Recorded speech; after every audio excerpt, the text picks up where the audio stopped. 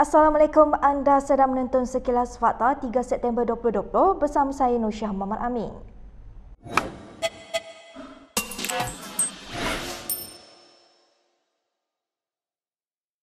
Pengasas Parti Pejuang Tanah Air Dr. Mahathir Mohamad menyasarkan akan memenangi 30 daripada 222 kerusi parlimen pada pilihan raya umum akan datang. Katanya walaupun jumlah sasaran kerusi itu kecil, namun ia akan menjadi kuasa penentu gabungan mana yang akan menubuhkan kerajaan. But if you want to join, we must insist on certain condition. If they accept our condition, then we will join. We already have at least about 18 members of parliament, basically in Sabah and Sarawak, not of our party, not of Pejuang, but friendly towards us and believing in the same principle. So we will work with them, and we hope that in the peninsula also there will be enough people to support us. Sementara itu, Dr. Mahathir berpendapat bahawa langkah anggota Parlimen MUA, Syed Saddiq Abdul Rahman untuk menubuhkan parti berasaskan golongan anak muda tidak akan berjaya. It's not enough for people just to win because they have the support of youth. In any constituency, there will be old people, there will be young people. We are going to appeal to young people as well. But of course, if he appeals only to young people, it's difficult for him to succeed. Dalam pada itu, Syed Saddiq bagaimanapun tidak terkesan dengan rancangannya mahu mewujudkan parti baru pimpinan golongan muda walaupun dipandang skeptikal oleh Dr. Mahathir. Bekas Ketua Pemuda Bersatu itu berkata, dia menghargai pandangan diberikan bekas Perdana Menteri berkenaan, malah menerimanya dengan baik. Beliau berkata demikian dalam satu ciapannya di Twitter sambil mengepilkan laporan Malaysia kini. Sebelum ini, ketiadaan Syed Saddiq ketika Dr. Mahathir mengumumkan wadah baru politiknya yang dikenali sebagai Parti Pejuang Tanah Air mengejutkan ramai. Beliau kemudian menyatakan rancangannya menggagaskan gerakan baru politik dengan menjadikan golongan muda sebagai pemimpin. Kata Syed Saddiq, parti baru itu akan digerakkan untuk semua rakyat Malaysia sekaligus secara tidak langsung membezakannya dengan pejuang yang berasaskan Melayu.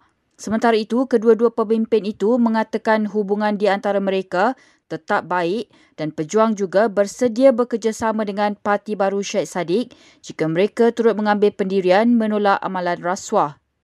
Menteri Perumahan dan Kerajaan Tempatan Zuraida Kamaruddin tidak terlibat dalam projek sisa pepejal Taman Beringin, kata setiausaha politiknya. Nur Hizwan Ahmad berkata bekas Menteri Kewangan Lim Guan Eng yang membuat rundingan projek itu dengan kontraktor Bumi Segar Indah Sdn Bhd. Semuanya ada di sini, kita ada kronologi. Kita ada kronologi tentang apa yang berlaku dan kita sangat yakin, YB Zuraida Kamaruddin sangat yakin bahawa yang berlaku sekarang ini adalah percubaan untuk merosakkan imej politik beliau di mata orang awam, dan saya juga berharap agar Yang Berhormat Lim Guan Eng tidak memutarbelikkan fakta. Jangan putar belik fakta sebab fakta itu bercakap untuk dirinya sendiri. The fact speaks for itself.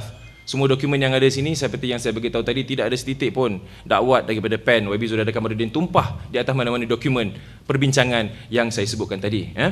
Terdahulu, Nur Hizwan menjelaskan secara kronologi pelibatan Kementerian Kewangan ketika diketuai Lim dalam projek sisa pepejal Taman Beringin di Kuala Lumpur.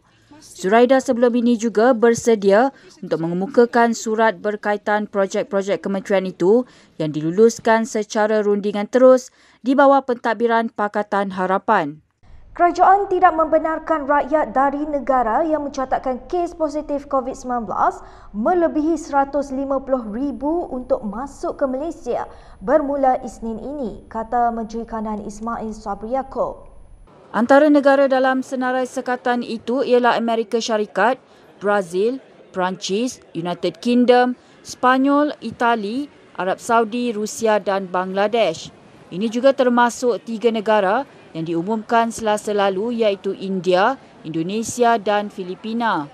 Menurut Ismail, pengecualian akan diberikan jika kes melibatkan kecemasan atau urusan berkaitan hubungan dua negara dan perlu mendapat kebenaran Jabatan Imigresen.